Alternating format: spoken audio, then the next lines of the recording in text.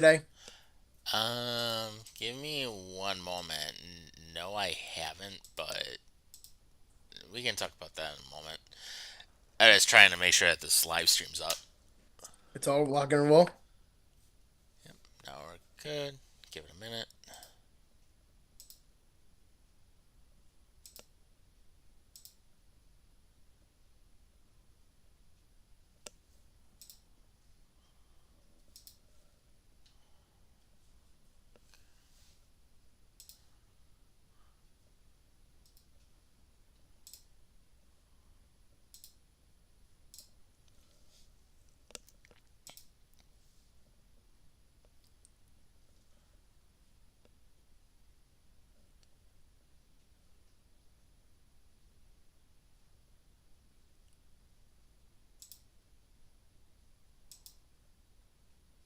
Buffalo After Dark is proud to recommend I Barbecue for You.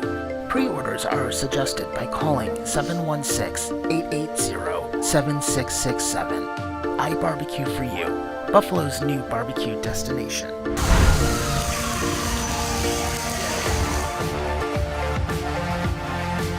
Just move the coyotes. Don't do another expansion. Right? It would never crossed my mind. So somebody called the house when I was out mowing the grass. Oh yeah. There you go. Yes, sir.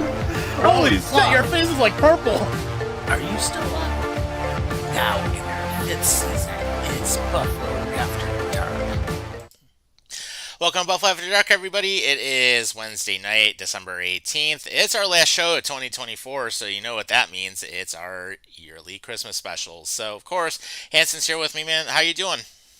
I am fantastic. First off, I just want to say Merry Christmas, Tom. Yes, same here. Got the winter lager going today. There you go. Yeah, so there's a lot to look forward to this holiday season, including shitty hockey, great football, friends and Yes. family, Santa coming down the chimney to bring presents for all the good girls and boys, all the festivities going around, a massive ass snowstorm in Buffalo right now. And am I missing something? Well, we don't have a massive snowstorm right now. Got some snow a little bit earlier, but it was only maybe about 2 inches or something. So, Oh, that's nothing. yeah. Although a new stadium's going to have one of the world's largest snow melting systems on the roof, but that's that. But at least we have some good football to talk about, and of course we're going to be here for a little while. So if you want to comment, we are live on YouTube. We're also live on Facebook as well. So of course, give us a shout, and we will certainly get those comments in. But let's talk about the good first, which is obviously football, and the Bills lived up to the test. They actually did what they were supposed to do. That was get the win. And of course, what happens? They end up beating the Lions 48-42 in their house, and Allen is just doing crazy things. 362 yards, two throwing touchdowns, basically rushing touchdowns also. Ended up breaking more records as he usually seems to be doing as of late.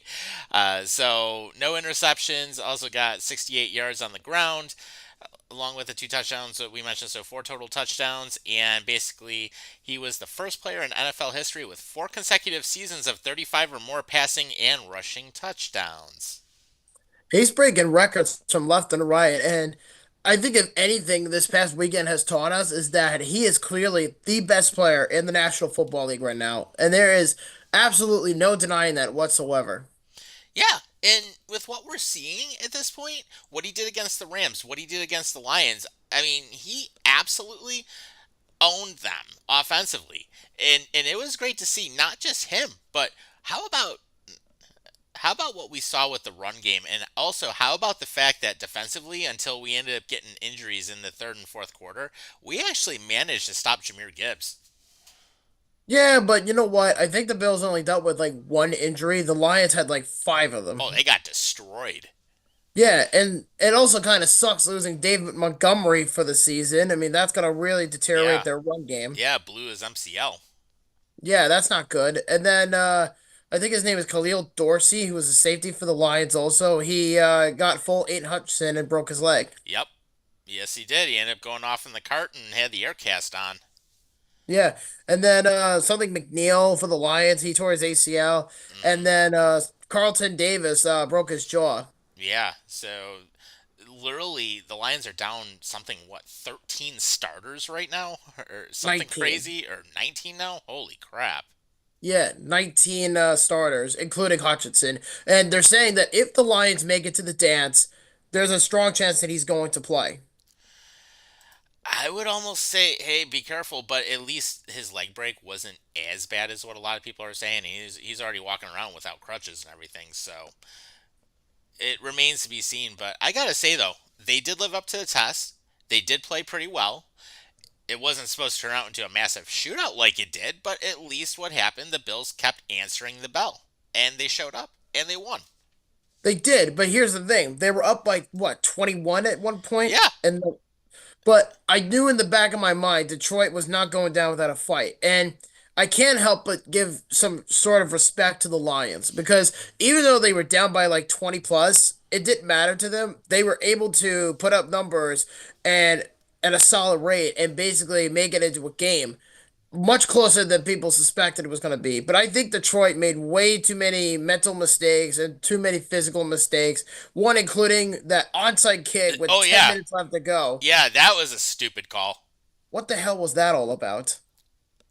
I don't know. It's like, why would you pull an onside kick that early in the fourth? Well, my only explanation is that Campbell does not trust the defense to stop Josh Allen. That's the only explanation I have as far as that. But he didn't just go for it not once, but twice. And both times the Bills recovered. Yeah, how about that nice little scrum on that second one? Oh yeah, and it's kind of funny. Taron Johnson actually made a comment about that, and someone asked him, "What was it like to be on the bottom of the pile?" And he says, "Oh, fingers are not supposed to be in certain areas," and Yep. and he just would not let go of that ball. And luckily, he didn't because if he did, then oh man, I don't know how the Bills would have responded. Right, and he was on the bottom of the pile for like almost 2 minutes at least. At minimum, yeah. I mean, it took a while to kind of get to the bottom of the pit to see who actually recovered it. And then I read somewhere that it was Terrell Bernard who pushed the ball back into Johnson's, torso, and he was able to hold on to the ball while everybody was trying to snag it out of his hands. Yeah, it was just absolutely crazy with what happened in that scrum. But other than that, though, I have to say this. The Lions played a hell of a game considering everything. And they Oh yeah. they made it very interesting, which is a big thing. And now, if it does turn out to be a possible AFC NFC matchup where let's say we ultimately were to meet the Lions, it's going to be one hell of an entertaining Super Bowl. It sure will be. But I honestly think that if it were to come down to Buffalo and Detroit for the Super Bowl, I could very well see the Bills winning this game because I think it ultimately led to another thing, which was whoever basically won this game, it would likely determine who would win the Super Bowl and who would be America's team, the American darling. Yeah, very true. And Josh Allen, AFC Offensive Player of the Week with his stats. So there you go. Was there a doubt about that? No. No, not even a chance. I swear, if he does not win MVP this year, and I think he's going to win MVP, if he does not, for any means necessary, and they give it to Saquon Barkley, if he doesn't win MVP, no, I don't know what will. I don't know if he Right. ever will. Yeah. I mean, and a lot of people are still arguing, oh, Jackson should still get the MVP out of Baltimore. What the fuck has Lamar Jackson done this season? Mar hasn't really done a lot. I mean, yeah, the Ravens are up and coming. Well, I shouldn't say that, but the Ravens, they're a playoff team, but they are not in the conversation that Josh Allen's in right now. Because Lamar Jackson is a runner. Yeah, he won the MVP twice, but it doesn't mean that he should win it a third time. And then afterwards, you get, fatigue just from having to see the same player win it over and over and Yeah. over. It happened with Tom Brady. It happened with Patrick Mahomes. It happened with Aaron Rodgers. It happened to Lamar Jackson right now. Josh Allen has been in the conversation for about half a decade now, and he has not even come close to that. I mean, I remember he tried to win it a couple of years ago, and I think he was outbeat by Aaron Rodgers. Yeah, and especially with the season that Allen is having right now, I mean, and especially if we're looking at the last few games, no interceptions whatsoever. That is rare. You don't see that super often. So the fact that No. he's putting 40 plus point games up and he's putting up over 350 yards of offense just on his arm alone, and you figure another 60 plus with running in the last two games and getting those scores. And on top of it, the fact that there's no INTs, nothing like that. He's literally the argument that I would have for Allen is he's doing more with less versus Lamar Jackson, who has a whole freaking team around him and can't do anything with his arm. Yeah, in a way, that's what it makes sense. I mean, Josh has been in the conversation for a few years, and I think he at least deserves it this year, considering that he's been playing his ass off for the majority of the season, and he's really trying to prove a point into saying, I'm one of the most elite quarterbacks in the NFL, probably the most exciting player in the game, and I'm trying to show my worth, and I want to ultimately win a Super Bowl. And I really do think the Bills are at the stage now where they're pretty much at pace to win the Super Bowl. Yeah, they very well could. And right now, especially with this team this year, everyone, a lot of the analysts were saying, "Oh, this team isn't going to do anything. It's going to be a rebuild after Diggs ended up getting traded, and it's going to be a rebuild after losing Davis, and a rebuild after losing a lot of these key players." Honestly, this team's playing better without them. Yeah, and what's even crazier is Allen threw the ball to nine different players, and not one of them was Amari Cooper. Exactly. What does that tell you?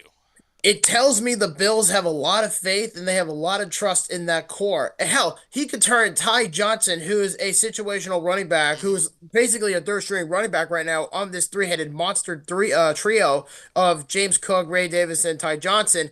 They're getting the ball more frequently than Amari Cooper, and that's not to say that's a bad thing because Cooper is a great receiver. Yeah. But I do theorize that why he's not getting the ball enough is because I think they're going to save him for the playoffs. Right. And here's the other thing too. I mean, you have three good running backs that you can work with now. You can actually spread the offense a lot more than what we could have done in the last several years. I love it. James Cook, running back number one. Ray Davis is a freaking beast, like especially with what he can do in short yardage situations. And Ty Johnson just has a shitload of speed. So when you have three good backs and you can mix them into any situation, and Ray Davis has great hands, by the way, too, because I mean some of the catches he's able to pull. I mean he just it's like Velcro, like with the ball sticking to him. He just makes Everybody, the catch. Exactly. They can spread the offense, and this is something that Joe Brady didn't have as much last year, but he is certainly using it now, and it's a good thing. And we wonder why Ken Dorsey got fired because he couldn't do a fucking thing with the offense.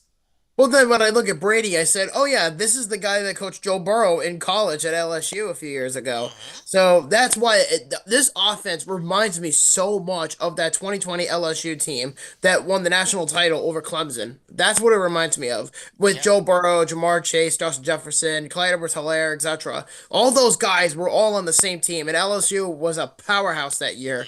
But the point I'm trying to make is the Bills are able to make a diverse offense to as much as they can to grow.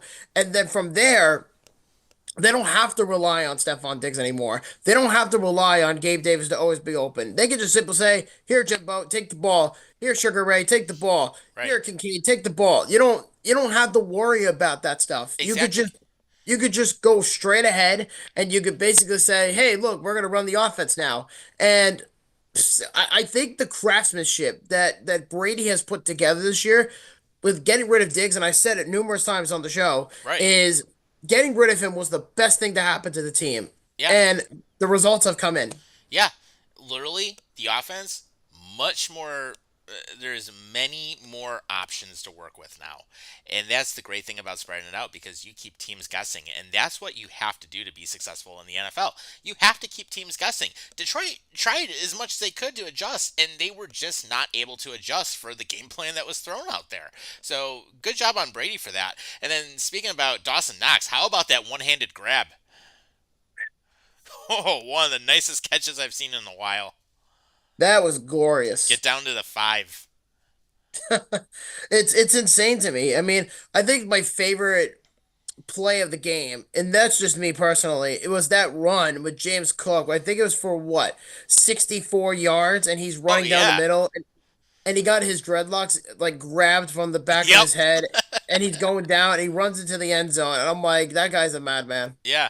How about the play when Josh Allen got blasted right after a play? It's like, okay, perfect pass interference. Yeah, to Keon Coleman. Yeah. Yeah. Yeah. So great to see, the fact that we can spread the offense out, we can keep them guessing. That is what you have to do. And then, of course, looking at the nemesis, the Kansas City Chiefs, well, they obviously won, but they don't look nearly as good as what they have in the past. And they're still struggling in a lot of ways. In a way, and they're one of the five teams in the NFL this year, despite being in first place. They're one of the five teams that has not hit 30 plus points this year in a game at all this year. Yeah.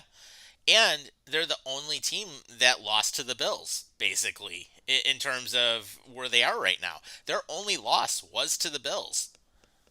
And the Lions' only other loss aside to the Bucks was Buffalo. Yeah.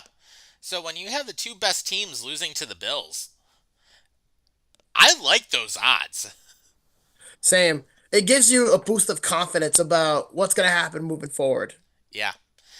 Exactly. It's good to see that this time around. And now when you look at the rest of the schedule where you're playing the Patriots twice and then I think we have the Jets again.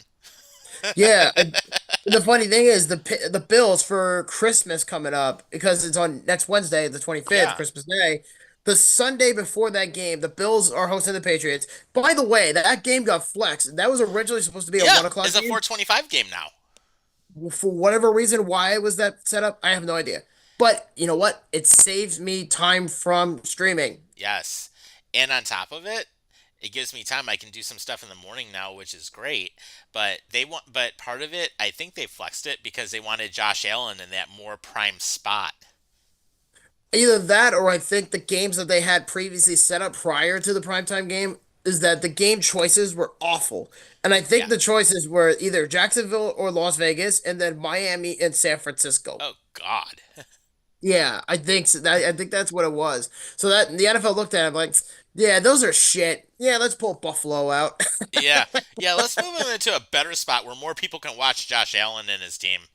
He's too good to be in that position right now. He is. He really, really is. So, But I do think though ultimately when you think about what the Bills have been able to do, I honestly believe that if they just keep doing what they're doing, arrest their guys moving forward, because they have what, 3 games left and they're two against the Patriots. yeah. So this little schedule they got coming up, though, the Patriots and the Jets, those are cakewalk games basically. Right. Yeah. And the nice thing is, a lot of it, especially against the Patriots, you can probably rest a lot of your starters at certain points of the game. You don't, I mean, get a lead early, take them out in the second half. I mean, Yeah, don't get them hurt.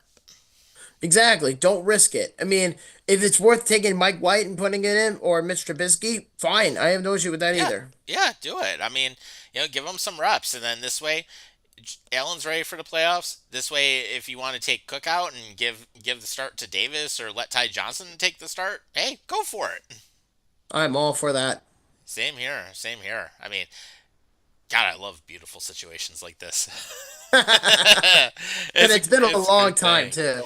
It is. It has been. But you know what? Hey, it's a great situation when we can talk about that and we can actually think about it in that sense where we don't And have have to fun worry with it. about things right now, which is a good thing. We're not like trying to go like last minute trying to save the season or anything. Yeah, really. I So mean, I think this is the easiest ride, I think, or I should say, this has been the smoothest ride of any of the five championship teams that the Bills have done thus far for winning the division. This is by far the best one. yeah, and they've been dominant consistently throughout the season. Yeah, and that's crazy. The only really bad game was the one that where you went to see them in Baltimore. Yeah, and the other two were losses that were very, very close by coach's decision. I think the two losses this year were solely on McDermott, and we both have expressed this. Yeah, yeah. But the really bad one was Baltimore. Oh yeah, I remember you went through the rain in that game. Yeah, that was pretty bad. Um, I also said that the Bills would win 13 games this year, and it's looking like they're going to exceed my expectations. Yeah, and I was thinking it might be a tougher season. I was thinking maybe 11. I want to say I thought I said 11 games at the most, but no, they're already above that. So Yeah, I mean, at this point, I'm happy with the results no matter what happens. But ultimately, the goal now is to win the Super Bowl. yep, we already know they're in. We don't have to worry about that. And then hey, for the Chiefs, it's gonna suck because Mahomes has that high ankle injury. So Yeah, and the other thing that sucks too is that uh I'm hoping, and this might sound crazy, but I hope Buffalo does not get the first seed. And I'll tell you why. Because if you look at the schedule Hmm.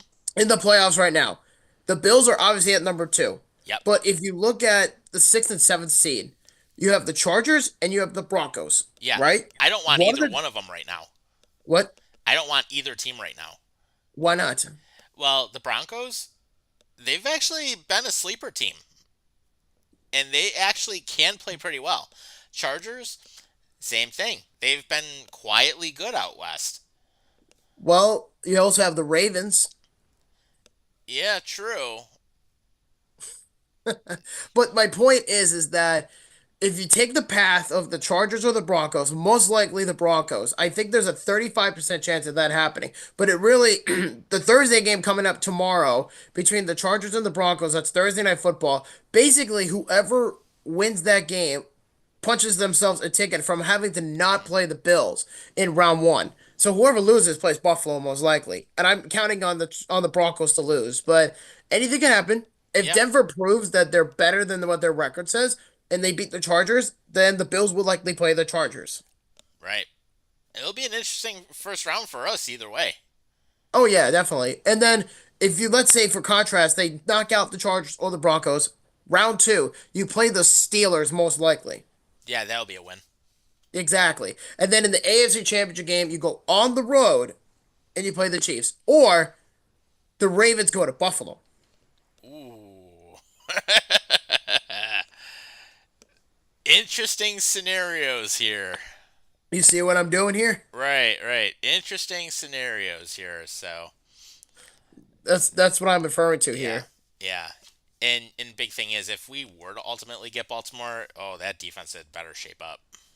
Oh yeah, I think any team they play in the playoffs, that defense better show up because again, Denver's a sleeper team, but I don't think they're quite ready for the spotlight yet. But I do think Bo Nix is a really good quarterback. Yeah, The Chargers I think are a system team, which is really Jim Harbaugh.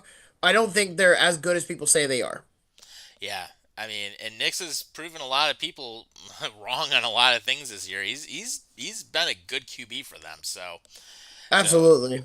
either way, it's interesting. But the good thing is, I mean, the Bills are in. We don't have to worry about that part. So that's a good thing.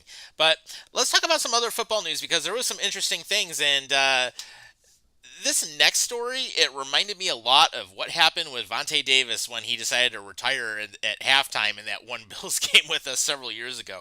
How about Devondre Campbell just getting up and is like, oh, I don't want to play anymore. I'm a pussy. Let me go.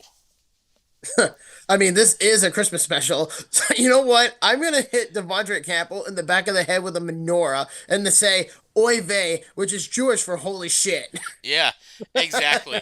And I will say this, and even though this is a Christmas special, just keep in mind with us being live, we do have that disclaimer at the beginning of the show, and it says basically, yeah, this show contains themes and language and is not suitable for kids.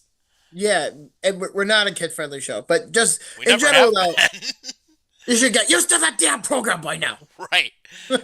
Exactly.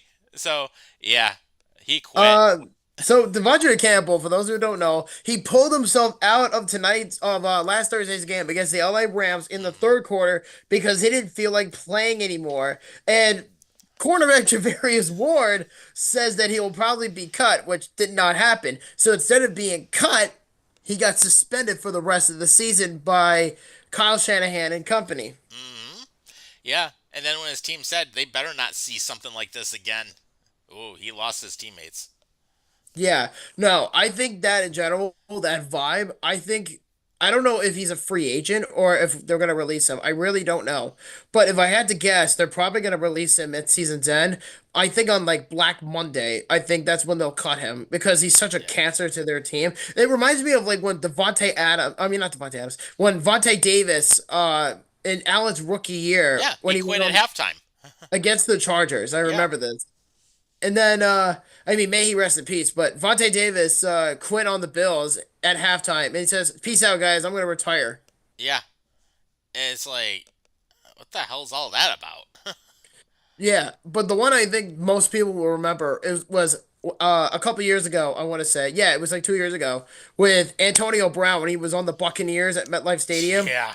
because he was throwing a bitch fit because he wouldn't get what he wanted in terms of not getting the ball, and because there was a clause in his contract saying if he caught one reception, he would have made something like $25,000 or something like that. And he pouted like a little bitch, and he says, "You know what? You don't want to give me the ball." He starts stripping down to his clothes, Yep. and then he Starts starts throwing doing this shit all over the place and giving it to fans, and then it's like, peace out. I'm done. yeah, literally. I'll never forget that game. I mean, it would have been funny as hell if I was at that game, but um. I remember that, and I'm just like, that's what this whole Devontae Campbell thing reminds me of. It's Yeah. just him being an ass. Yeah, exactly. But with that being said, I mean, hey, San Francisco's gonna probably just cut them, so I mean, there we go. But the playoff picture overall is starting to come together, and we're already thinking of, and we already speculated on a couple of different matchups that the Bills could have. But it actually does get pretty interesting when you look at some of the other games that are going on and some of the other possible matchups, because there's going to be some good matchups in the playoffs this year. Oh yeah, and if you look at the Week 15 as of right now, this is not final, but this is just as of right now. So the Lions and the Chiefs both have the number one seed in their respective conferences, AFC and NFC. In the AFC, it would be the Bills versus the Chargers, the Steelers versus the Broncos, and the Texans versus the Ravens. Then in the NFC, you have the Eagles and the Commanders, the Buccaneers and the Packers, and the Rams against the Vikings. Yeah, so we've got some really nice matchups right now. I mean, definitely. But the NFC is much more competitive than the AFC Oh yeah. because the way that Colts Broncos game on Sunday ended was a complete joke on Indy's end. It was. It was. And then when you look at who's already clinched right now on the NFC, I mean, the Lions have the number one seed right now. And whatever happens to them over the next few games, especially with their injuries, remains to be seen. But then you have the Eagles in the second seed, and then you have the Vikings as a fifth seed. It's going to be interesting, but I think if any team aside the Lions that are going to make a run to the Super Bowl, my guess is going to be the Rams. It could be. And they've been playing well. I mean, we saw what they're capable of. But how about this past week with Baker Mayfield getting the NFC Offensive Player of the Week It's not a bad for the idea either. Bucks? Yeah. Yeah, I mean, he's doing some good stuff. Washington's in the mix right now with Jaden Daniels, so that's interesting to be seen.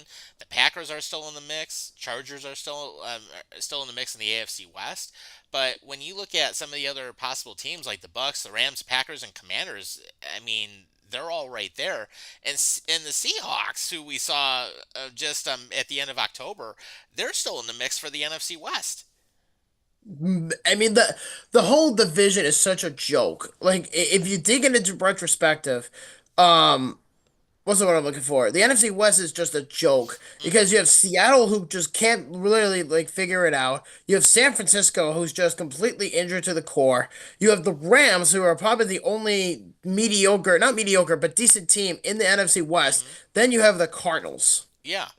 And the Seahawks lost to Green Bay this past Sunday, so that was Sunday Night Football out in Seattle. I So have a I have a feeling that the NFC West race is going to come down to the Rams and the Seahawks, and I have a very strong feeling, and this is just my personal opinion. It's not confirmed or anything, but I do think that the Rams Seahawks game is going to come down to the wire to the point where that might get flexed into a Sunday night game. it could. It'd be interesting to watch for sure. And then of course, how about them? How about them shitty Dolphins? Miami's so done. Oh yeah, they are. They are so And the done. funny thing is, if they lose this week and they play against San Francisco, and I hope they lose this week, their playoff probability is less than 1%. That and they're likely going to release Calais Campbell, who they are saying that if the Dolphins are out of contention by that point, which I think is going to be happening pretty soon, is they're going to let Calais Campbell get released, and then they're going to give him a chance to go to a Super Bowl contender. Yeah. And how about Tyreek Hill on his Twitter basically saying peace out? What the hell is he talking about? I don't know. Is he talking about getting like leaving the Dolphins or something? I don't know, but he's speculating right now. I think one is he might end up retiring. That's number Hmm. one, because that's been a rumor for a while. He might get released. Which I highly doubt that's going to happen at this point. Right. Especially with how much money he'll be owed. Or he might get traded. But I think if it came down to those three options, I think he retires. Yeah. I mean, it was just interesting to see that. I'm like, It's like that was out of nowhere almost with like how that came up. Well, I mean, I remember him a year ago saying that when he retires, he wanted to do porn, and he also wanted to be a gamer on Twitch. Oy. And he wanted to do that at 32 years old, and he's at that age now. Yeah. Well, who knows? But either way, I mean, at least the playoff picture is getting very interesting. And then there's also some other things that could happen. So, um, one of the big things that ended up coming out, Kirk Cousins is out. Michael Penix Jr. is in. Talk about desperation from Atlanta. Yeah. And Kirk Cousins is pissed. Well, yeah, I would be too if I was being paid 180 million for 4 fucking years. Yeah. And you're the starter. And now it's like, oh, we're just gonna bench you now. Yeah, go Penix, go in, get some reps. Yeah, I mean, if you look at Atlanta's schedule, though, they do have an easy path to make the playoffs. The only team that's standing in their way from going is Washington. But outside of that, though, I think the theory behind it is that they're playing the Giants and they play the Panthers. So I think what the Atlanta strategy is that they want to bench Kirk Cousins, save themselves some money because I think they owe him a good portion of his contract from now to the next 3 years.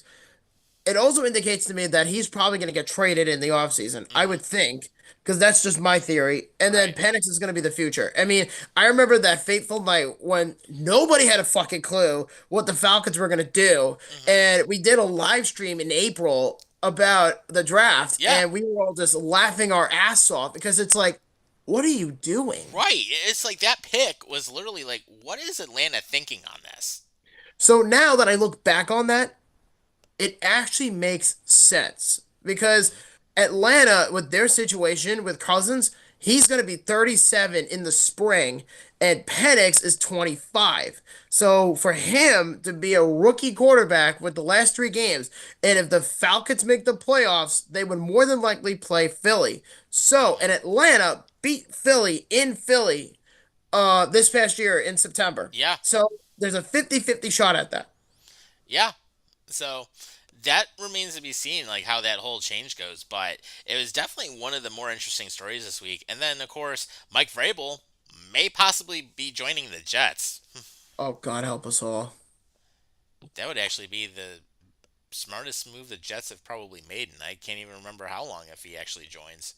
If he joins, I don't think it makes a difference because you're basically the whole motto, the whole motto is to hire a coach that will read the room. I get that. Hmm. But my biggest issue with the Jets is they don't think. They just pick who is the hottest commodity right now. I know the Patriots are interested in Vrabel also. If the job is, open to him come Black Monday, Vrabel, I think, would want that job. But the Jets are also dealing with general managers. One of them that they interviewed was John Robinson, who, if you're not familiar with that name, he was the general manager for the Tennessee Titans, and he was most famous for trading A.J. Brown to the Eagles for a bag of peanuts. Yeah. Yeah. How does that explain it for you? And Yeah. then and then after that, you have Thomas Dimitrov, who was the former general manager of the Atlanta Falcons. He drafted Matt Ryan, but he also built that 28-3 team. Yeah. Very true. And then if Vrabel were to come in, I mean, it would likely be a coaching upgrade, but he's got to make sure that whoever goes in as GM, they have to draft a hell of a lot smarter than what they've been doing because obviously it's not working.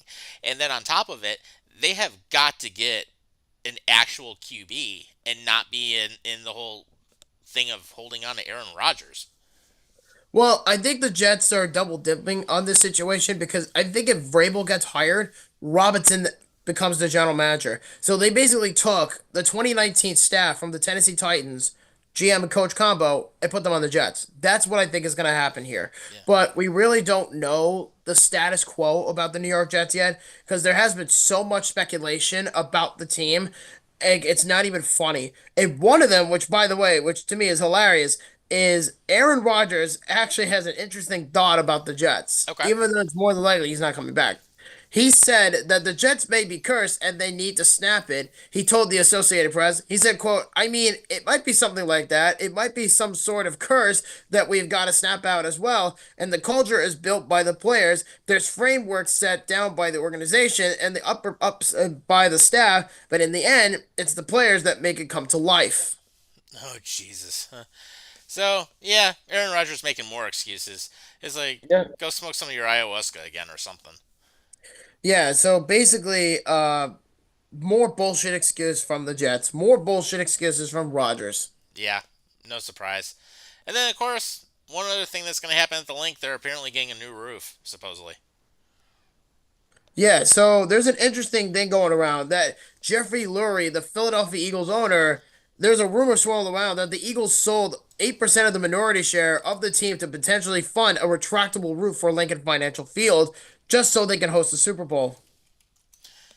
Well, I mean, we've seen that stadium. You've actually been in it, and you know what? It's not a bad thing. But that stadium is actually pretty cool on its own without it. I mean, it's an interesting investment, but Hmm. where the Eagles stand right now, I think they should just keep it the way it is. Yeah, exactly. I mean, the stadium looks good. I mean, worst case, if you want to do something like SoFi where you don't totally enclose the stadium but just build like a canopy over it, hey, by all means, go for it.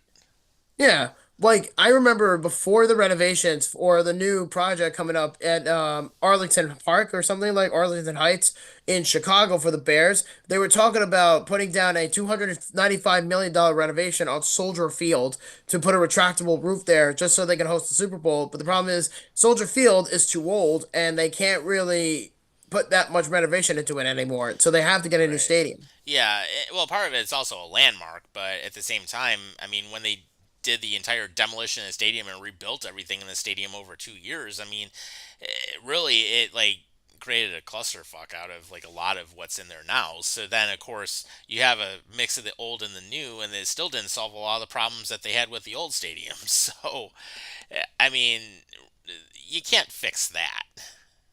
No, Like you can't. realistically, you just can't. So, of course, with the Bears wanting to go with that new stadium in Arlington, I mean, in Arlington Heights, I mean, that actually makes a lot more sense because what they can finally do is build it the way that they want to build it and not have something that absolutely sucks.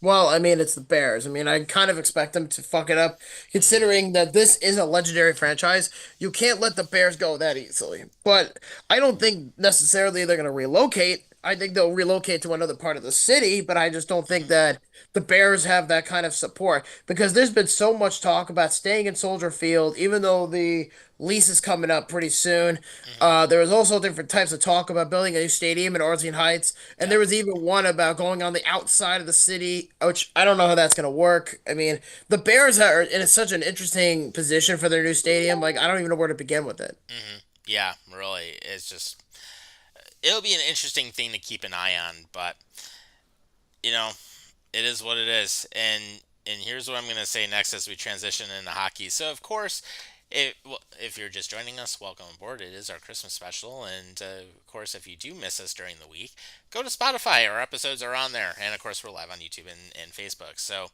the first thing I'm going to say about the Sabres, fuck the Sabres with how this game went last night because it was a shit show. And whatever speech that Terry gave obviously didn't work. Because basically, to get blown out 6-1 in Montreal and lose to the Canadiens a second time this season, I mean, why is Kevin Adams still a GM on this team? Why has the entire front office not been fired as of yet? And why are the coaches still the same for the assistants with the exception of Seth Appert? Why You know, has the team not cleaned house yet? It's like, Terry, are you saying like, oh, kumbaya, my friend, kumbaya. Oh, the solution is within this room. I believe in you. Oh, you're gonna do all these great things. You just have to get some of the man juice out of me, and I'll make sure that you guys are well supported. Your team fucking sucks. yeah. How many times do we have to shout that out? We've said this now for what, 14 years? Something like that. It's going on way too long. But the bottom line is this: Power Play didn't do shit. Owen Power isn't doing shit. Nobody's doing anything. Dylan Cousins isn't doing anything. Granted, he had a goal, but even still, what happens? You end up in the second period, you make it 2-1. Okay, you have a one goal game. Then you have fucking four straight unanswered goals? And It, UPL and it, Reimer were both playing like shit. Oh yeah, and did I mention that the Pagulas secretly told the security guards at KeyBank Center, or yeah, did I say that right? Yeah, KeyBank Center. Yeah. Did he? Let me get my thoughts here. Okay, now I got it. So the whole thing with the palm tree thing is coming around too. Holy shit! Oh So yeah, not they're only censoring the fans now also because they're basically like, oh, if you see a palm tree, yeah, we need to confiscate that. yeah, I mean, what good is that gonna do, Terry? Please explain that to me. Yeah. Oh, remember how you had your sign confiscated when we were at the old Oh yeah, bar here we go. because Housley? Yep. Yeah, the fire Phil Housley sign, and security's like, yeah, we're gonna need to take that sign. Terry is a fucking communist. Right, right. And remember how you had it? You were like, you did like this. You're like, you had it right up against the freaking glass. I remember that. Fire! Yep. Shut the Oh fuck God, up! that is one of our greatest Buffalo After Dark moments because then that led to the Swedish media talking to you and getting the picture and everything, and then Harrington was like, "Oh, here's some disgruntled fan." No shit, Mike. Yeah, and then Housley got fired like a few games later. You're welcome. Hmm. But what's it called? The fact that the Sabres are being so poorly run by Terry of all people, it this whole thing is such a joke. Like the fact that Terry does not care. He went all the way up from Detroit to Montreal just to meet with the players to say, "I want to suck your dick. I want to tell you guys my love and confession for you. The answer is in the room." And I believe in Kevin Adams and Lindy Ruff. Oh, so you believe in your yes man is basically what you're saying. Yeah, You're basically saying, which is in translation, I don't give a shit about you. yeah, basically. I mean, I don't think he has ever gotten over the fact when Pat LaFontaine and him parted ways. I don't think he ever got over the fact when him and Ted Black parted ways. I don't think he has a trust issue, and it's like, oh well, I have to have my hands on the team because I can't trust anyone else to run it. Guess what, Terry? That's all on you. How he is able to get his hands off the Bills, but he is so in on the Sabres. This is the equivalent to James Dolan. He basically is a very hands-on owner about the Knicks, but he's very hands-off about the Rangers until recently, which we're gonna get to because the Rangers Oh are turning yeah, into that's another story we're going to talk about. the Rangers are a mess, and we're gonna get to them in a little bit. But I have the rant right now. The Sabres are an absolute joke. All my energy from last week is gone. I've explained myself a handful of times why Terry will never do shit with this team. The fans have no choice but to suffer through his bullshit. And you know what, too? I think we're at the point now as a fan base where if they're not going to approve the team, don't buy fucking tickets. Plant palm trees in the front of KeyBank Center. Piss off Terry to the point where he sells the team. And I don't think he's going to, but it's worth a try because the amount of influence people have on public officials, and this happens in politics all the time, is that if you have that much of a voice, if you hired a certain person to run in US Congress or the president or whatever, we tell them what to do. The same thing applies in sports. We tell the owner of that team that if you are poorly running this garbage and you are completely shitting on it, then you have to take care of your product. Yeah. Because here's what's going to happen. If things don't change in the next 5 years under Pagula, then A, they're going to lose money. B, they're going to be the lowest ranked stadium in the league, bar none, with an Nobody attendance. will show up. Nobody will show up. And that's going to be, oh, are the Sabres going to be relocating? It's not the market. It's the owner. It's Terry Pagula Exactly. himself. And people always say, why are the Sabres so garbage? Why are they so inept? Why can't they get over the hump? Why can't they make the playoffs? The answer is in front of you. Exactly. And here's the thing. Buffalo News actually came out with an interesting thing today, and basically they're saying it starts at the top, aka Terry Pagula. Wow. Mike Harrington, how long did it take you to figure that out? Yeah, We've known really. this for at least 5+ years at this point. It is Pagula that is causing the issue.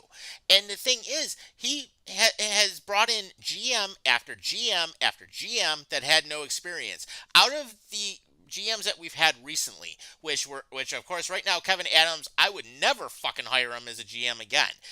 Jason Botterill doesn't deserve to be a GM. Didn't do anything right in a lot of cases, except although he did rebuild Rochester to an extent, which is good because Tim Murray screwed that up. But then Tim Murray at least tried to get some decent players for the club up here, but then he destroyed the Rochester Americans, which meant you had zero depth. Yeah, and you know what's even crazier? I just counted this. The Sabres in the drought have had 7 head coaches and 4 general managers. Yeah, yeah, and Darcy Regier before he got fired too. So when you look at that, I mean, we had Lindy Ruff, then you had Ted Nolan, then you had the Mittens guy who nobody gives a Yeah, fuck Ron Rolston. about, Ron Ralston. Then of course you had the soccer player Ralph Kruger, Dan Bielsma. You also had Phil Housley. Oh God. Now you're back to Lindy Ruff. Well, I'm not going to count it And twice, you had Granato. Yeah, and Donnie Meatballs. Then you had Darcy McGear, you had Tim Murray, you had Jason Botterill, and Kevin then you Adams. have Kevin Adams. I think among the 4, Darcy was probably the best one, and I hate to admit that I because can't stand Darcy Regier either, but at least he knew how to fleece other teams on trades. yeah, and on top of all that, he also knew how to draft. Sure, they weren't the best and the flashiest teams in the NHL. I'll give them that for sure. But at least when he was GM, they were a consistent Yeah, playoff team. for the most part, their drafting was okay. I mean, Yeah, you look at Vanek, you look at players like Shatan, you look at other players that came up, like for example, um, I mean, Pominville. yeah, Pominville's a good one. You look at Gostad, he was one that actually was able to develop. Pat Coletta was able to develop. I mean, he had some pretty good players, and here's one of the things that was very interesting because Rob Ray was not on the broadcast last night at all. Neither So was Marty Biron. no, Baran was in Montreal. He was commentating with Dan Dunleavy, but Pat Coletta was in studio with Duff. And even Pat Coletta mentioned if you're getting blown out, at least show some fucking pride on that sweater. Go out there, make a hit. Go out there and drop the gloves and fight somebody. Go out there and do your assignment and actually show that you care. Yeah, but the problem is the players don't care. And I think Exactly. that's that little speech that Terry gave to the players, I don't think it really mattered. Like at that point, you have to think to yourself, it's gotten so exhausting to have to spend money on a team that clearly doesn't give a shit Yeah, and they they tuned don't him want to out. recruit. Yeah, they tune him out. Until Pagula sells the team, they will not get better. If there was a guy named like John Smith or something from, West Seneca, and he has an investment of $5 million or $10 billion, and he says, I want to buy the Sabres from Terry Do Pagula it. and have him just operate the Bills, problem solved. Do it. Yeah, exactly. Exactly. Because right now, the only time Terry cares about this team somewhat is after Bill's season. The problem with that is that he has no It is choice too but to late. care. Yeah. And again, and I've said it over and over, is that he abandoned the Sabres as soon as he bought the Bills. And what he's done for the Bills is not a bad thing. But what I think he's done is this is what I don't understand. Right. He's very hands off about the Bills, Right. but he's very hands on about the Sabres. Yeah. It's like go get yourself a good hockey executive to run the Sabres. It's not that difficult. Get someone like a Jim Rutherford, and I don't even like Jim Rutherford that much, but at least he'd be a hell of a lot better than what you got now. Sounds like desperation. Yeah, seriously. Well, no, I have a better one. Shit, If or you're take a so David fucking Poyle even out of retirement. hell, how about this? I'll take Garth Snow. Yeah, Garth Snow's a prick, Oh, but shit. at least. And you know what? I went through 15 years of his shit, and the fact that I had to have to watch him from his NHL career to being one of the worst general managers, the guy who signed Rick DiPietro to a 15-year deal, Oh to God. run that shithole. Oh my god! Oh man. Well, Hell, I'll take Peter Chiarelli. oh Jesus, that's really that's really desperation, man. Dude, you're the one Oh. that said Jim Rutherford. Right, right. I mean, hey, desperate times call for desperate measures, I guess. But yeah, our friend Brad down in Kentucky, of course, nice to see you on here as well. He said the Sabres need to fire the front office managers, and he says the upper management is controlling the coaches. Well, yeah, that's obvious. And then he says when it comes to Buffalo sports right now, the Bandits and the Bills are our only hope. Well, the Bandits are playing well, so at least that's good. So I don't even watch lacrosse, so that has no yeah, effect on me. well, simple. Terry has his hands off of the Bandits. Again, I don't understand this. He's good with the Bills for right now. He's good with the Bandits, even though I don't watch lacrosse. Yeah, and they won Why a the world championship. Sabres? But why is he constantly meddling with the Sabres? Oh my God. I don't Now, get it. I have an interesting question for you. Do you think he doesn't care about hockey and he's just trying to tank their stock so much to the point where they're so financially inept that they might have to be on the verge of moving, even I though wouldn't be nobody really surprised. wants that? I mean, I wouldn't be surprised. I mean, get up. I mean, but then I mean that team has risen in value ever since he took over. So if the team's rising in value, why would you tank the team to the point where it's unsellable? I really don't know like where the silver lining is on this situation because anything that he has touched with the last 15 years of running this organization, if you said to me a few years ago, if this was like year 3 or 4, I'd say, okay, he's still learning, give him time, let's see what he can do. But it's been 15 fucking years. Right. He's been the fucking owner. He's done nothing but brought agony and pain. The issue with the Pagulas is with Terry in specific is I think he's very insecure about his running mates because think of all the people that he has hired within that time span. He's hired Pat LaFontaine. That relationship went down Yeah. the shitter real Ted Black. quick. That went real quick. Yeah, I think it's Terry. Terry to me is the ultimate cattle stock of why this cancer is still here. Yeah. And he has a fixation on the good old boys network. Oh, let's cater to all these alums. Let's cater to all these former have done nothing players. Yeah, really. Like, why would I want to invest $3 million to bring Jochen Hesch to an alumni party? Right. To be fair, Jochen Hesch was a good player. Yeah, he was. But But the point is, go ahead. yeah, but here's a good example. Why would you invest in Matt Ellis? And why would you not have fired him after he was such a shit assistant coach? And it's like, oh, we're going to keep Matt Ellis. We're just going to move him into a different role. He adds no value to this team. And yet, why is Marty Wilford still here? Why is Seth Apperts here? Did you pull Apperts out of Rochester just to run that power play? And that power play, by the way, It's is ass. fucking atrocious. Yeah, It's it's ass. horrible. It's one of the worst in the league. And yet, Apper was a great coach on the Amherst, but he has absolutely sucked up here. And it's like, and then I also look at it from, if I'm Lindy Ruff, why did you not fire every single fucking assistant that was there? Why'd you keep everybody that Don Granado had? Yeah, and we were all cocky in the offseason saying, yeah, Ellis will be gone, Wilford will be gone, They're Lindy still will bring in here. his own guys. If Lindy had the ability to bring in his own guys, I wouldn't have an issue with him as much as I do right now. And I Right, said it was that the second stint in any sport is always a bad idea. right, And instead of riding into the sunset and people could talk about Lindy for years to come, instead he has completely tarnished his reputation as a head coach just from coming back on a second stint because the Sabres are too loyal to the alumni. They're too loyal to anybody that ever wore that uniform. right. Now, here's an interesting question, and this is actually a pretty good discussion point we could talk about.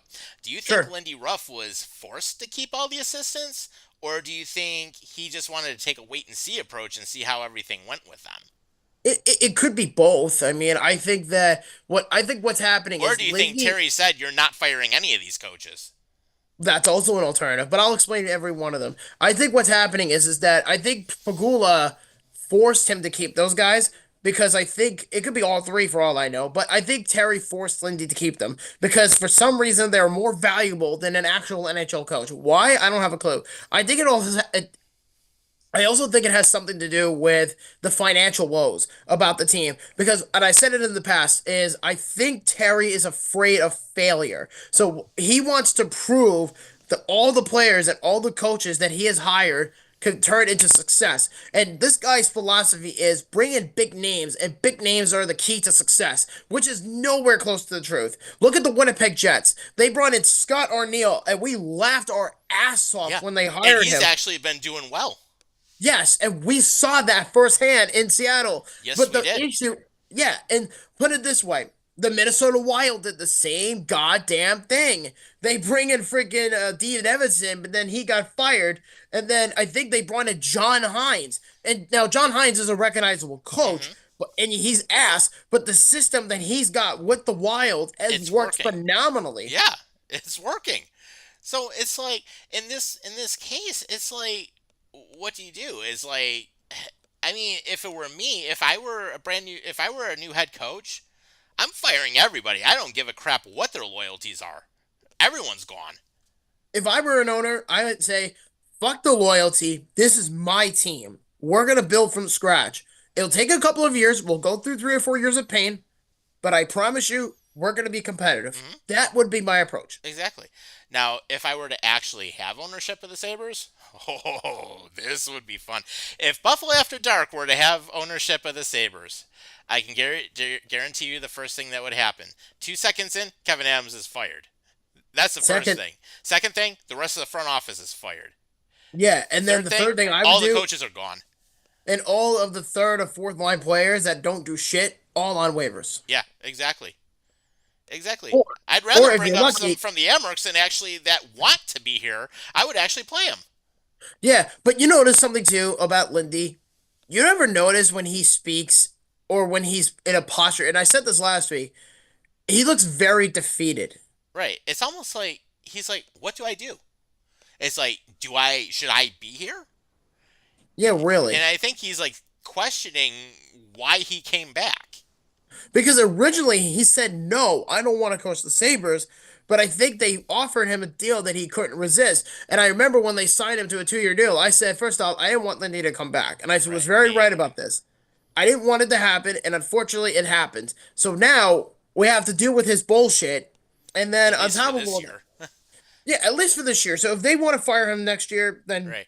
Or so be it. or even more interesting, and I'm thinking this could happen, Lindy Ruff just says, fuck you, I'm retiring. I would do that. If I'm Lindy, after one disastrous year, I would honestly just fire him Yeah. or just let him retire. Because at the end of the day, Lindy in his first stint was great. And he did a He lot did of good some things. great things. He did. He did some awesome Yeah. shit for the Couple cup Sabres. runs. Is 1999. Yeah, that no goal, we've already discussed that Four one. conference final appearances, and I think they made the playoffs, what, 5 times, 6 times At with Lindy? least. Yeah. I mean, I he's mean, one of the winningest coaches in NHL history when you stack him up. So, I mean, he knows how to win games. the issue is that the way that Sabres are treating him, and if Terry is so in love with the alumni, the utter disrespect that he is showing to Lindy and the utter disrespect that he has shown to the players and in the atmosphere, the Hmm. dude has no desire to change. And this is a big issue because it gets to the point where you lose apathy. This is like Dan Snyder level. Like, Hmm. this is how bad it's become. Right. And I do not see this getting better anytime soon, No, unfortunately. I don't either. And you know what? Both Terry and Kim Pagula have health issues. And I'm not saying that I don't want them to die or anything. I know I wish them good health and all that, but they're both at that age where they need to step out of the spotlight and either pass it on to your kids who could potentially be better owners than you, or sell the team to somebody who is Hmm. actually a fan and actually do something with the team. Right. Like, put it this way, I'm a Mets fan, or we're Mets fans, but I've been a Mets fan longer. Hmm. But it reminds me of the dark ages of Jeff and Fred Wilpon. They used to never buy players, Oh, yeah. and They they didn't care.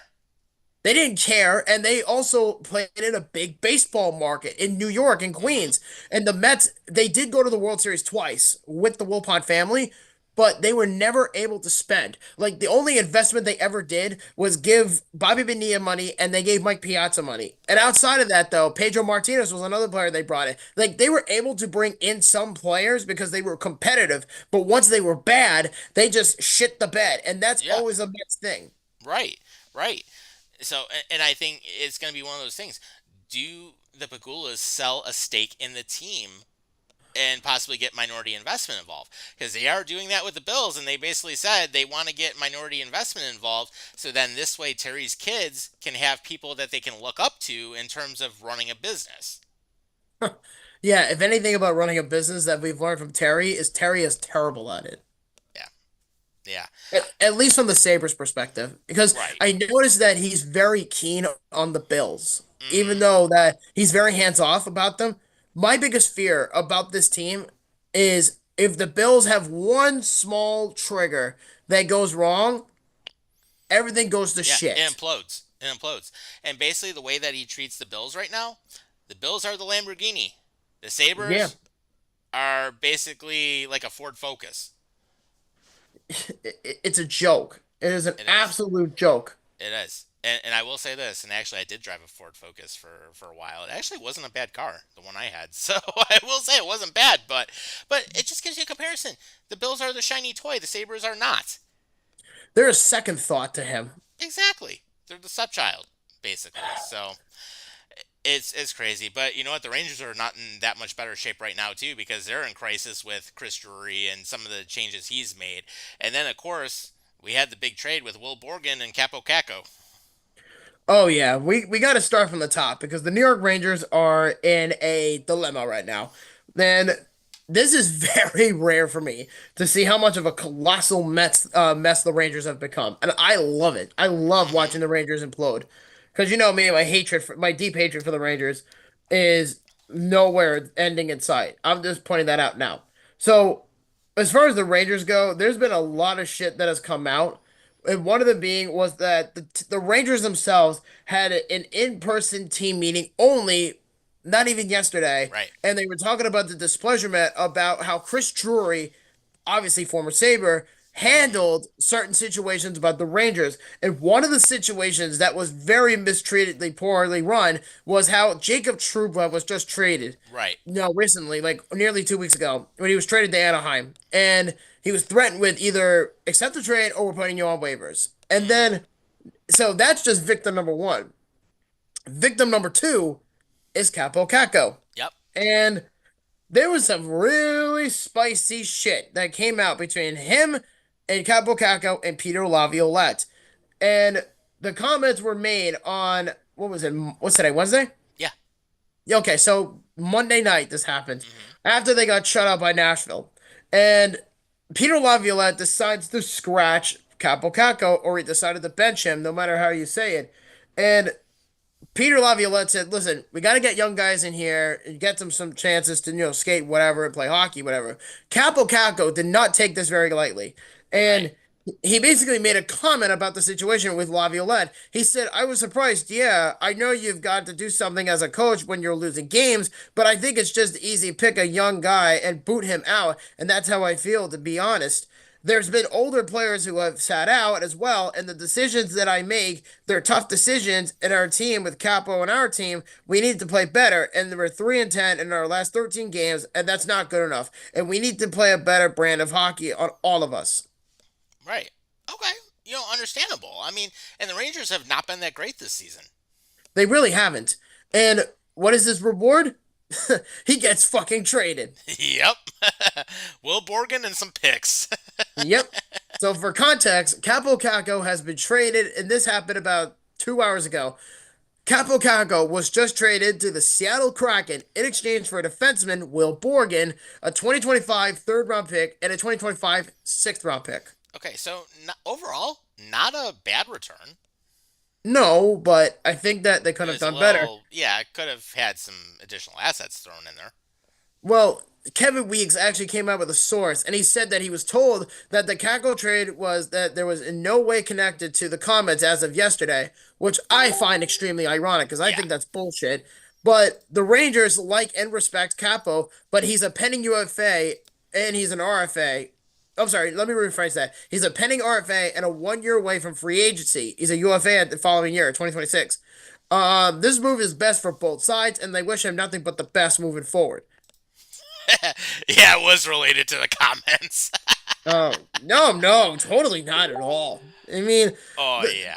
the Rangers are a fucking joke, dude. Like it's like you're literally having an in-closing meeting with the players, and you're basically saying, "Yeah, I hate our general manager and I hated our head coach." James Dolan doesn't even get involved with the Rangers, and there was some speculation about that Dolan was involved. And I'm saying Right. to myself, Dolan doesn't care about the Rangers like that. Like, yes, he owns the Rangers, but he's a very hands-off owner regarding the Rangers. He's very hands-on about the Knicks, which is very ironic. Right. But in this situation, he got involved. And the Rangers in the last couple of years have embarrassed themselves by saying, "Oh, we have to scratch Capo Caco. We have to trade Jacob Trouba publicly. We have to fire this coach publicly because they treated Right. Gerard Gallant like shit." Number Yeah. one, They did the same thing with Torts yeah, Torts too. But the thing is, Torts and always Lindy had Ruff. good. Lindy was an assistant coach though when he was there, but the Rangers are not even anywhere close to being competitive right now. It's Right. such a joke. Like you can't take this for granted and say, yeah, the Rangers are perfectly fine. No, it's not fine. Because if anything, Chris Drury is proving that he's an incompetent general manager. Just because you played for the Rangers for a short period of time does not give you the ability to be a general manager in the National Hockey League. Right, exactly. And then on top of it, I mean, everything else now, if Peter Laviolette were to become available, oh, I would want him. I would too, but it would take a lot of persuading. I remember when the Rangers did this a few years ago. I think it was in like 2018. They sent their fans a letter by basically saying, "Dear season ticket holders, we just want to let you guys know we appreciate your fanhood and we appreciate you coming to the games at Madison Square Garden, but we're going to suck for a few years. So just hang in tight. We're going to be a competitive team in a few years. Sincerely, the New York Rangers." And then since then, they just kind of been a very good team in the last couple of years. You know, the same ones that we just covered 9 months ago or sooner than that. Yeah. They went all the way to the Eastern Conference Finals and they lost in six to the Florida Panthers. Yep. So it's like you get rid of Trouba and you get rid of Kako, but you get rid of Trouba to resign Igor Shesterkin. That makes sense. You traded Capo because you were butthurt about the comments that he made. Yeah. You know, what does it tell you? And the funny thing is, with the Knicks actually starting to win games, Dolan's actually been more hands off with the Knicks, and now he's more hands on with the Rangers. Yeah. So, and the funny thing is, I was looking for what I was looking for before. Emily Kaplan of ESPN actually said, she said the Rangers had a closed doors meeting. Multiple players are, quote, super frustrated with Chris Drury, not Peter Laviolette. Yikes. Yeah. I am telling you right now, if the Rangers miss the playoffs, do not be surprised if Chris Kreider or Mika Zibanejad or any of those guys become available for trade. I know Keandre Miller is a player to look out for, and he's a stud. Adam Fox is another one. Mm-hmm. Yeah. A lot of options. A lot of options. And then, of course, we all know that the Rangers have some issues, but coming back to the Sabres, Cousins to the Canucks is a possibility. Oh, yes, I've heard this one. So, Ellie Freeman suggested on the 32 Thoughts podcast, he said there was trade talks or suggested a massive trade between the Buffalo Sabres and the Vancouver Canucks. And the trade proposal, in terms of the idea, would be Dylan Cousins would go to the Vancouver Canucks in a package deal. And they were saying him and Bowen Byram to the Canucks because they do need a defenseman for Elias Pettersson. I will tell you right now, Pettersson would reject that trade easily. 100%. And Byram is one of your best players right now. It's almost like you're saying, yeah, we don't want to win. We're going to just trade everybody. Right. It's like Bowen Byram's the only person that really showed up in yesterday's game. I mean, why would you package Bowen Byram into a trade? My speculation is that they probably know he's not going to want to resign in Buffalo, even though he's an RFA. But the funny thing is, even though Freeman was like spitballing this idea about Pettersson to the Sabres, Oh, Rick Pettersson DeWall, ain't coming here. no, Rick DeWall, who covers the Vancouver Canucks on RDS and TSN, Yeah. he stated that a while ago that he was hearing that the two teams were engaging in a conversation about the three players in this deal. So it's like, how do you manifest that? Like, how do you convince somebody who's only making $7 million to go to a team like Vancouver? I think the only benefit would be is Vancouver's a much better team right now than Buffalo, and that's no surprise. Right. Yeah. And we got to see them 2 months ago, too. And they played a great game when they ended up playing against the Pens. Yep, on Tyler Myers' 1,000th NHL game night. Yes. Yes. That actually was a pretty nice arena. I will say that. Definitely. But it's just the Sabres are so bad, dude. Like I bought tickets to the Island game on Monday, and at this point, I just thought about it. I've decided I'm not going to the game because I'm so embarrassed with this team. I shouldn't even like. Yeah, I'm also an Islander fan, and I would be going to support the Islanders. But it's like, why should I waste my time going to the game if I'm still a fan of this pathetic abortion of a franchise? Yeah. good point. I mean, and I was actually talking to our friend Doug actually the other night, and even he's saying it's like screw season tickets. I'm done. Yeah, I don't blame you.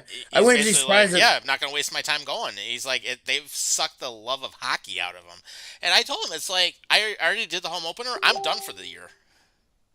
Yeah, I mean, I went to the game a few weeks ago at UBS, the first one right after Thanksgiving, Yeah, and I was gonna go originally if the Sabres improved, but they clearly don't want to win. But I think the Pagula comments really rubbed me the wrong way, and I yeah, think that because it rubbed me the wrong way, I said, you know what? Fuck this guy. I'm not gonna give him any of my attention. And normally, I always say I'm excited to go to the Sabres Island games at the UBS Arena or at Madison Square Garden. But you know what, dude? Fuck you. Because if you want to treat the fans like this and you want to say, I believe in you guys, I believe in the boys club, that lack of confidence from the fans and the players speaks volume yeah. about the future of this team. It does. Basically, it says Terry doesn't give a shit. Kevin Adams doesn't give a shit after he did that whole speech about, oh, well, we're not the land of palm trees. We're basically nothing but high taxes. Kevin Adams, number one, you just fucked over your fan base, so you pissed off like 99% of everybody. And then on the second thing, right now, you trying to silence the fans? Oh, hell no. I think that was more Pagula than it was Adams. Well, both of them, fuck you. That's my answer. Yeah, the incompetence is not going away anytime soon. And you know Yeah. what is so embarrassing? Like, they literally ruined my Christmas. They literally ruined it for me. Yeah. And I was so like the Bills, if this was the Bills, obviously I would go to the game because that's at least fun. Mm-hmm. And Right. to be fair, when the Bills were bad, Tom, you and I both remember this. When they were bad, they were trying to make the playoffs. It's not like they were saying, Right. "Oh, we don't care about you guys at No, all." they were still trying to do things to get there, and they actually did almost make it there a few times. Yeah, all they did was hire the wrong people, and Ralph Wilson was a cheap ass. Right.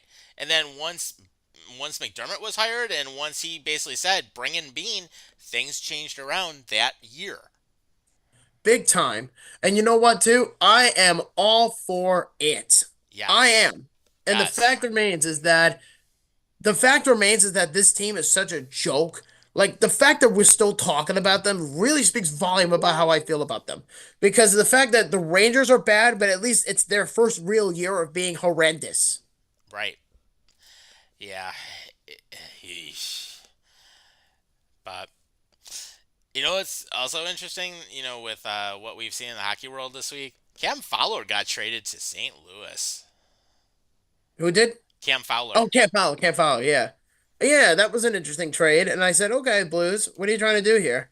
So the deal is, if those of you who don't know, it happened on Saturday morning, Hmm. and there was rumors about Cam Fowler being traded, and it turns out he did get traded. And Yep. this was first reported by Elliot Friedman, and he said that Cam Fowler, along with the 2027 fourth round pick, were traded to the St. Louis Blues in exchange for prospect Jeremy Biakabutuka. I think I'm saying his name correctly. It's such a long name.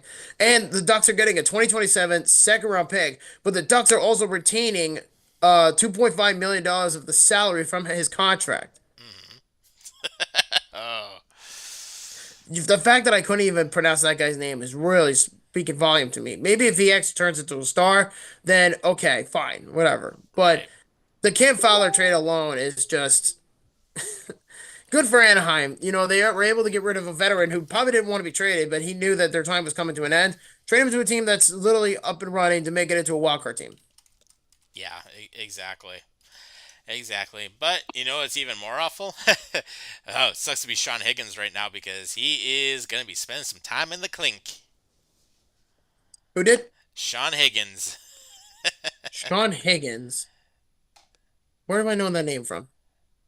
You threw it in the pre-show notes, dude. Sean Higgins is getting sentenced. Oh. That's right. That's right. The guy who killed Johnny Gaudreau. Yep. I was He like, gets to spend some quality time in jail to think about the sins he has committed against the hockey world in general.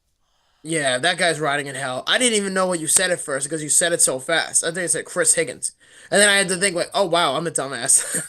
But Yes. So a grand jury has indicted Sean Higgins for multiple crimes related to the deaths of Johnny and Matthew Gaudreau back in September this past week.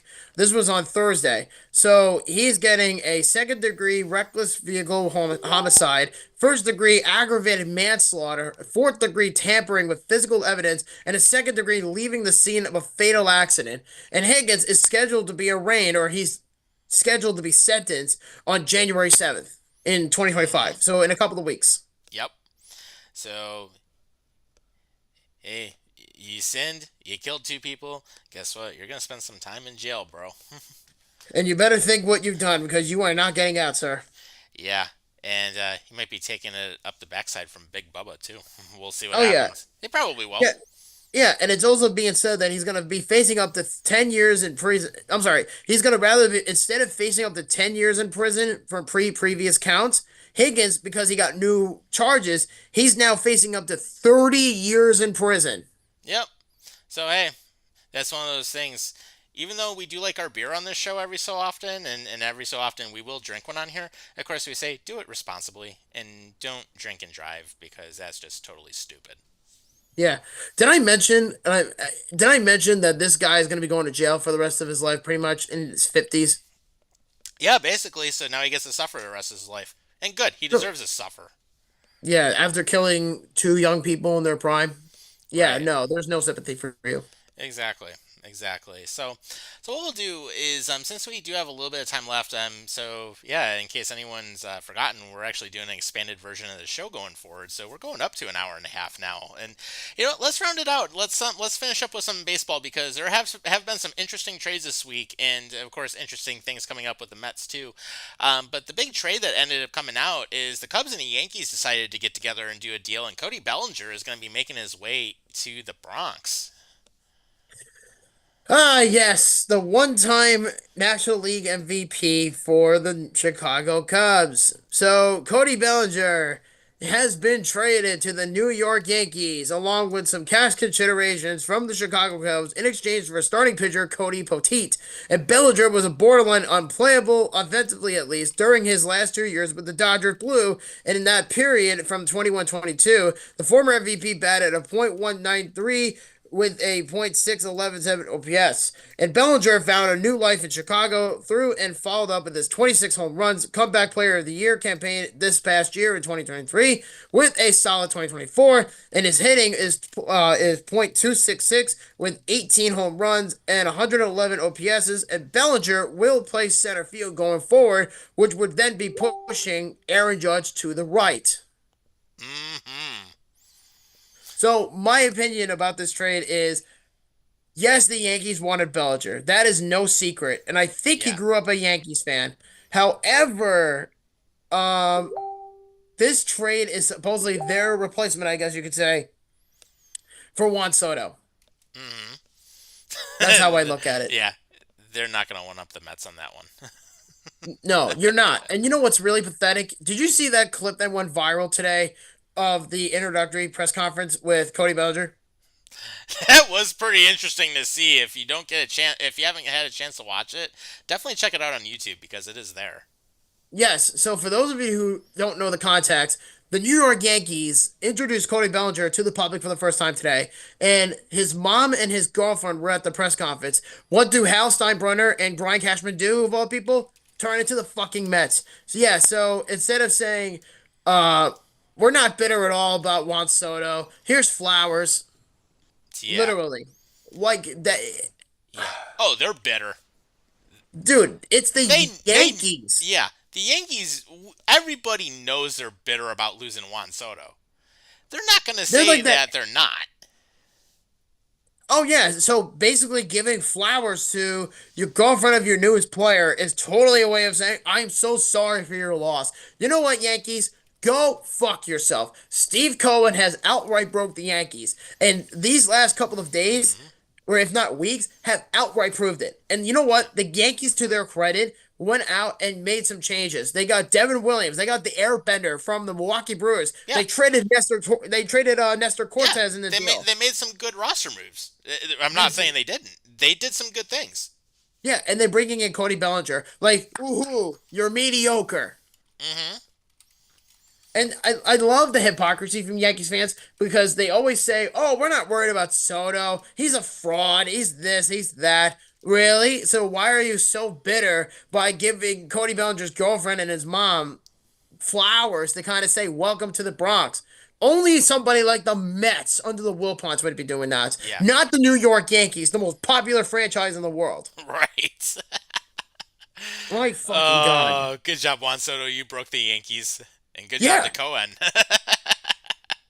Anybody with a brain would have told you that Juan Soto was not staying with the Yankees. Right. That was painfully obvious. Yes, it But- was. Oh, and if you like it better, Nolan Arenado, yes, the third baseman, probably the best third baseman to ever play for the Rockies, outright said, "I am not going to the Houston Astros or the New York Yankees in a trade." There you go. It has gotten so bad with the whole New York Yankees thing. So Kate Wu, who covers the St. Louis Cardinals on The Athletic, she said part of the Arenado's decision stemmed from a preference to not make a decision this early in the offseason. It is unclear whether the Astros or the Yankees will continue to heavily pursue Arenado or pivot to other options. So, the Yankees have some stuff they need to do. It's just that simple. But you ain't replacing Juan Soto. Soto again is a once in a generational player, but it's so pathetic.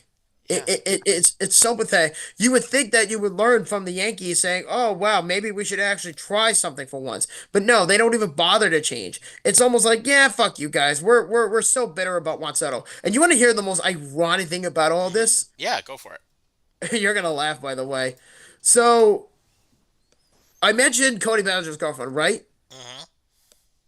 Cody Bellinger's girlfriend used to be Giancarlo Stanton's girlfriend.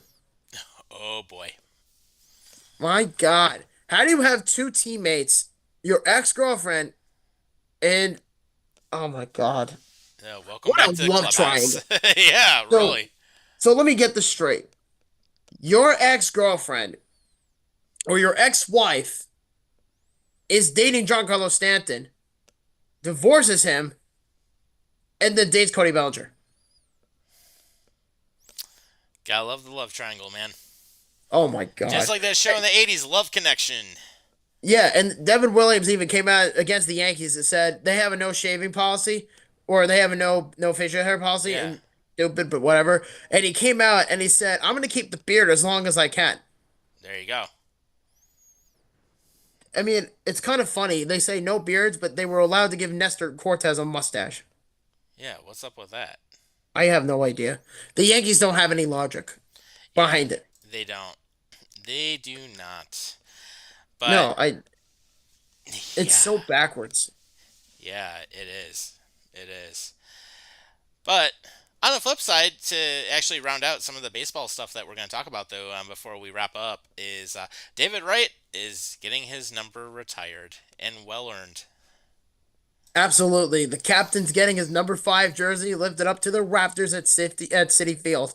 And I'm going to try my best to go to this game. And it's on July 19th at City Field. It's a Saturday game against the Reds. And for David Wright to have his jersey retired by the Mets is a hell of an honor. The captain, for God's sakes. He was one of my favorites on the Mets for many, many years. But for him to be alongside Doc Gooden, to be alongside, Tom Seaver and all these other guys, Ralph Kiner, all these people, Mike Piazza. These are great players the Mets had for many, many years. Darryl Strawberry. For David Wright to get this much love by the Mets, to have his jersey retired, is a huge honor. Yeah, absolutely. Well earned. Ooh, I don't mean to break your chops, but we actually have another trade in the NHL. Okay. So it is being said that Alex Carrier, or Carrier, how you say his name, is being traded to the Montreal Canadiens from the Nashville Predators in exchange for Justin Barron. Okay. Okay. That'll be interesting to see how that turns out. Yeah, we'll see. I mean, it's not a massive deal by any means, but it's a nice depth piece. Yeah, definitely. Helps out both sides.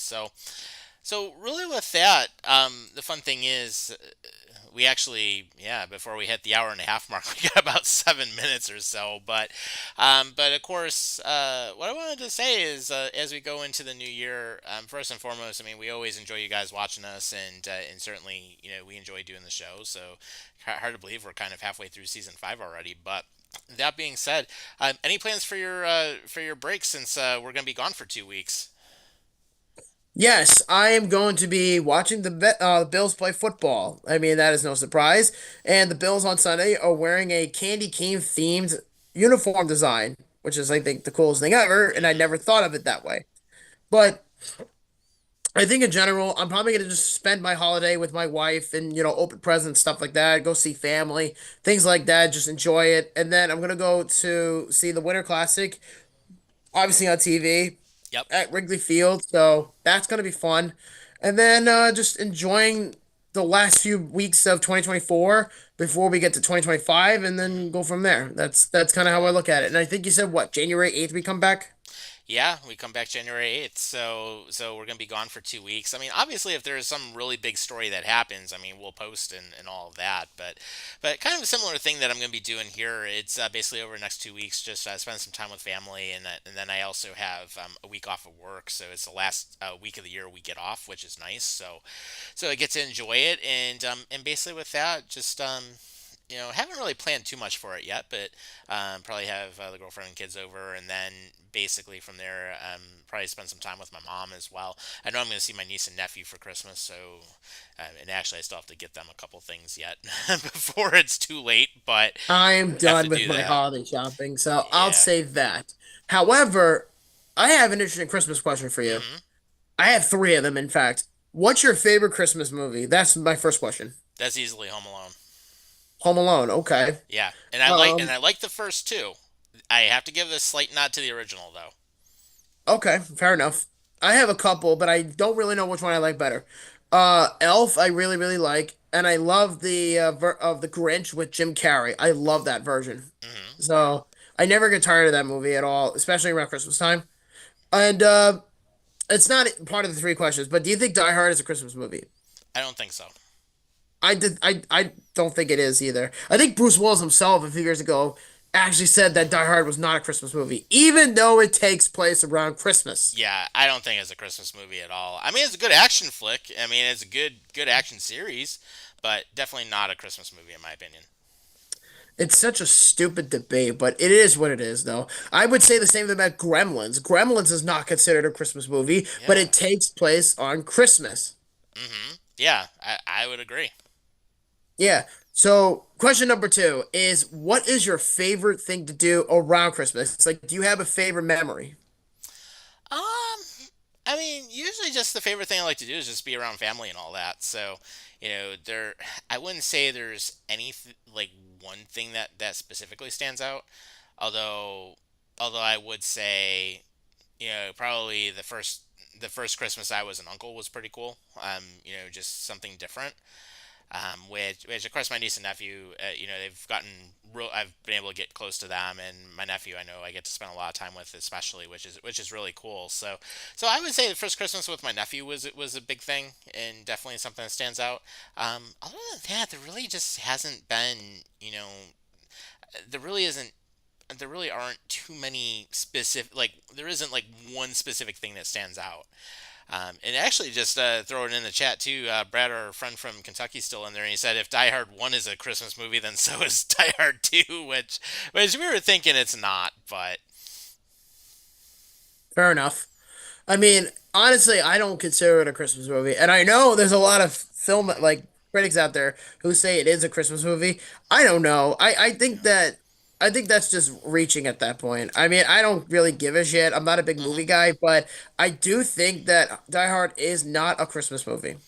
yeah, I would agree with that. So Right. And the funny thing is that everybody says Harry Potter, the Sorcerer's Stone, the first mhm, movie. Everybody says that's a Christmas movie because there's a scene in the movie that's like 10 minutes long. It's yeah, literally takes place on Christmas in Hogwarts. hmm yeah. But, So that yep. yeah. So Oh, interesting. wait, no, What's that? never mind. Sorry. I thought it was another trade. It's not. Sorry about that. Yeah, no worries.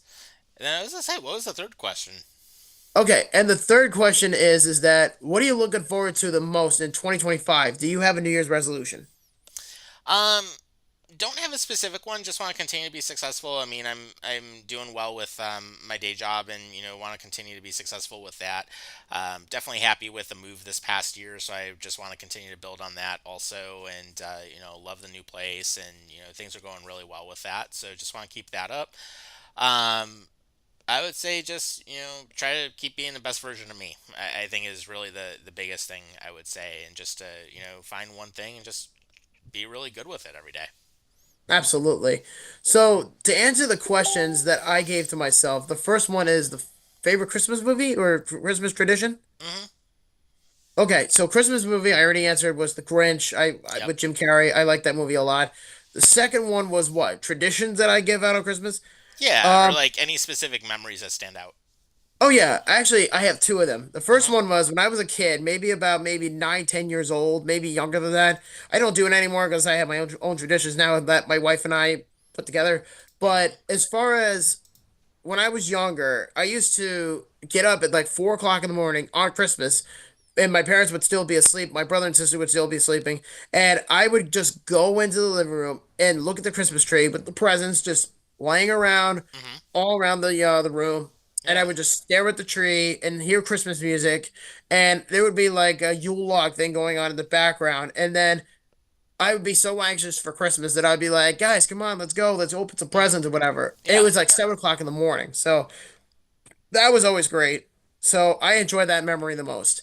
And then the other one that I started doing was actually in the last couple of years, since Brittany and I got married, was every Christmas Eve, we would sit together on the floor by our tree Hmm. and we would have hot chocolate, and that's kind of become a thing for us. Yeah. Is we spare ourselves some hot chocolate with these old school vintage Christmas cups, and it's like an Arctic from like the 30s, 40s, maybe the 50s at minimum. Sure. And we used to pour like hot chocolate with marshmallows or something like that on there for of our choice, whatever. Hmm. And we would just sit on the floor and we would just exchange gifts and whatnot, and enjoy hot cocoa, enjoy Christmas music and stuff. And we also put up the Christmas tree lights throughout the night when we're sleeping Hmm. as an indication of saying, that's Christmas time and all that jazz. So that's really fun. And for my resolution for 2025, or just looking forward to doing in 2025, 2025, I have a few things I like to do. My Yeah. first one is I would like to lose a little weight, not too much, maybe like 10, 20 pounds. I'd like Hmm. to do that at minimum, go outside a little bit more. Yeah. I mean, I'm outside all the time, but, um, you know, exercise a little more, especially now. I'm in my 30s, for God's sakes. So that's number one. Number two, I also want to start getting a house, especially now Hmm. with the economy starting to come down. I do, though, want to get a house because I want to leave this apartment. I've been here for Hmm. now for a handful of years. Yeah. It's temporarily, but it's something. But I want to get a house and start my journey, my wife and I. And obviously, the third one is prepare for a Road to 32 in 2025. There you go. Yeah, good stuff. And and that's actually not a bad thing either. And one of the things, I mean, it was actually in November when I first when I got this new place, and and I will say it's a lot of work, but it's also a lot of fun at the same time, and just being able to do some different things. And of course, one of the things, as most people have noticed, is like if you're looking at the two tables. I have a Buffalo Bills table and Buffalo Sabres table.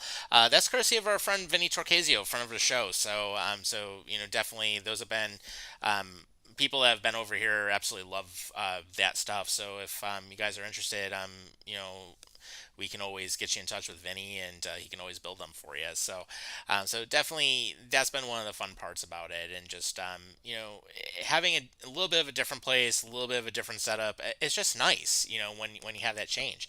Change is a good thing, in some cases, and this was one of them. So definitely it was one of my resolutions last year. I wanted to get it done and managed to get it done. So now it's just just keep being a better version of like who I am, and and the other thing, I mean, still want to continue to lose a little bit of weight, which I've actually done a lot too. I mean, I've dropped 50 pounds in the last like 2 years, so just want to lose maybe about 10 more, and all's good. So that's just one of those things. Keep on the healthy streak. Well, we'll find out for sure about all this fun stuff. And it's a nice little thing to have as far as the apartment and as far as looking forward to the future. Mhm. And I definitely think that there is a bright future ahead for the apartment, and same with me when I get my own house. Yeah. And the nice thing too is when I get the house, because I'm just waiting for the price stock to go down, and then once that happens, I'm gonna hire a lawyer and I'm gonna get a house and get a nice place for me and Brett, and There you go. just move on from there. And then a new scenery, hopefully. And but I'm hoping by the summer, that's when we're gonna start looking into a house Hmm. and go from there. That's the goal for me. Nice. Yeah, and that's going to be one of those things at the same time with how I look at it. It's basically when now that I've got the apartment for a little bit, I figure I can save up a little bit more versus what I was doing, and then basically from there eventually look at maybe even a little bit of a bigger house to work with. But for right now, this place is good. I mean, I love the location of it, and my neighbors have been really good, so no concerns on that, which is a big plus. And now it's just a matter of we just keep everything going. So it's a big thing, which is absolutely great to see. So with that, I was going to say, was there anything else you wanted to cover before we wrap up?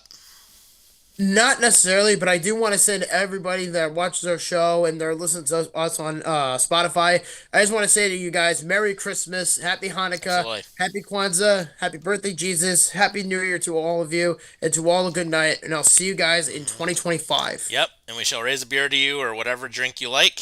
And there you go.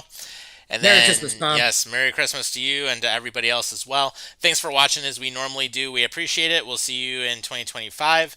And until then, take care of yourselves and each other. Have a great holiday, and we'll see you next time.